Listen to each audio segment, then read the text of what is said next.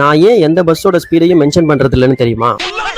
Hello guys, திருச்சியில இருந்து திண்டுக்கல் வரைக்கும் பஸ் டிராவல் பண்ண போறேன். இந்த கண்ணன் பஸ்ல வெளியில ஒரு வீடியோ, உள்ள ஒரு வீடியோ எடுத்துட்டு ஒரு விண்டோ சீட்டா பார்த்து உட்காந்துட்டேன். 4:10க்கு திருச்சி பஞ்சப்பூர் பஸ் ஸ்டாண்ட்ல இருந்து பஸ் எடுத்துட்டாங்க. பஸ்ஸோட டைமிங்ஸ் வீடியோல மென்ஷன் பண்றேன், தேவைப்பட்டா யூஸ் பண்ணிக்கோங்க. பஸ் எடுத்து கொஞ்சம் தூரம் போனதும் கண்டக்டர் அண்ணன் டிக்கெட் கொடுக்க வந்தாங்க. திருச்சியில இருந்து திண்டுக்கல் வரைக்கும் 66 ரூபாய் டிக்கெட் சார்ஜ் பண்ணாங்க. டிக்கெட்டை வாங்கிட்டு வெளியில வேடிக்கை பார்த்துக்கிட்டே டிராவல் பண்ணிட்டு வந்தேன். இந்த பஸ் திருச்சி பஞ்சப்பூர் பஸ் ஸ்டாண்ட்ல எடுத்து மணப்பாறை, வையம்பட்டி, நடுப்பட்டி, கல்பட்டி, ஐயலூர், வடமதுரை வழியா திண்டுக்கல்ல ரீச் பண்றாங்க.